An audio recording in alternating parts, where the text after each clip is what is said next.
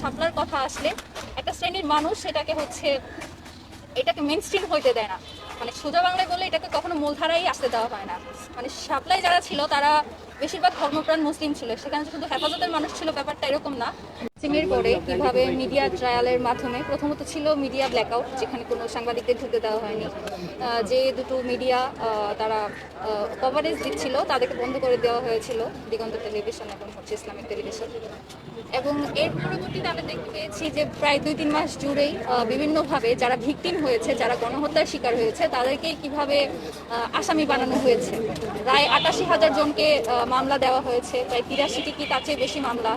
তারপর আমরা দেখতে পেয়েছি যে এই দেশের যে মিডিয়াগুলো রয়েছে তৎকালীন তারা এত বেশি অন্ধ ছিল ফেসিবাদী আমলে, তারা বিভিন্ন সময় আমরা দেখতে পেয়েছি গণহত্যার চেয়ে বেশি গাছ কাটা কিংবা গুলতি নিক্ষেপ করা সেটাকে ক্রিমিনালাইজ করে মিডিয়ায় শো করেছে। তার প্রেক্ষিতে যেটা হয়েছে বিগত সময়ে গত 17 বছর ধরেই 2024 সালের আগে পর্যন্ত শাপলা নিয়ে কেউ আসলে কথা বলার সাহসী করেনি। মানে হেফাজত সেই সময়ে দাবি করেছিল যে তাদের প্রায় 2500-র বেশি মানুষ শহীদ হয়েছে, কিন্তু এই 2500 মানুষ কারা সেটা পর্যন্ত আমরা জানতে পারিনি। পরবর্তীতে সময়ের সাথে সাথে 17 বছরে নানানভাবে প্রমাণ লোপাট করা হয়েছে। প্রত্যক্ষদর্শী যারা ছিল তাদের মতে হয়তো সংখ্যাটা 1000-এরও বেশি, কিন্তু সরকারি মতে কখনো 11, কখনো 28, কখনো 58 এরকম আমরা দেখতে পেয়েছি। তো এই যে সংখ্যা নিয়ে যে বিভ্রাট তৈরি করা হয়েছে, আমার মনে হয়েছে যে এই ব্যাপারগুলো আসলে জানা দরকার, কারণ 17 বছর ধরে যে ব্যাপারগুলো নিয়ে কেউ কথা বলেনি। বিচারের দাবি তো দূরে থাক, বিচারের কথা বললেও তাদেরকে রিভিক্টিমাইজ করা হয়েছে, তাদেরকে নিয়ে কথা বলা দরকার। আমরা যেরকম দেখতে পেয়েছি যে ইন্টারিমের সময়ে বিভিন্ন, যেমন গুম নিয়ে, শাপলা নিয়ে, পিলখানা নিয়ে বিভিন্ন কমিশন গঠন হয়েছে, সেগুলোর একটা তদন্ত এসেছে, এটারও চলমান রয়েছে। তবে আমরা যেরকমটা দেখতে পেয়েছি 17 বছরে তো কোনো তদন্তই হয়নি। এখনো কেন জানি না এটার তদন্তটা মানে এক ধরনের আমরা দেখতে পাই। পিলখানা এবং শাপলার কথা আসলে একটা শ্রেণীর মানুষ এটাকে মেইন স্ট্রিম হইতে দেয় না। মানে সোজা বাংলায় বললে এটাকে কখনো মূলধারায় আসতে দেওয়া হয় না।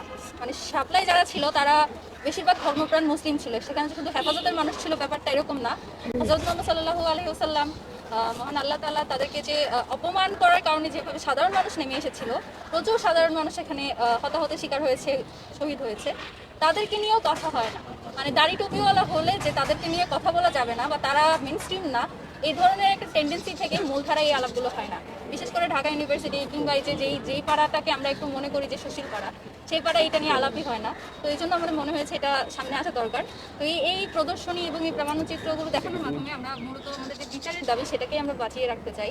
আমরা আমাদের পরবর্তী প্রজন্মের কাছে জানাতে চাই যে এটার এখনো পর্যন্ত এটার কোনো বিচার হয়নি। সেটার বিচার তো আসলে একটা দীর্ঘ প্রক্রিয়া, এটাকে আসলে বলে বলে মানুষের কাছে পৌঁছে দিতে হয়, সেই পৌঁছে দেওয়ার কাজটাই আমরা জারি রাখতে চাইছি।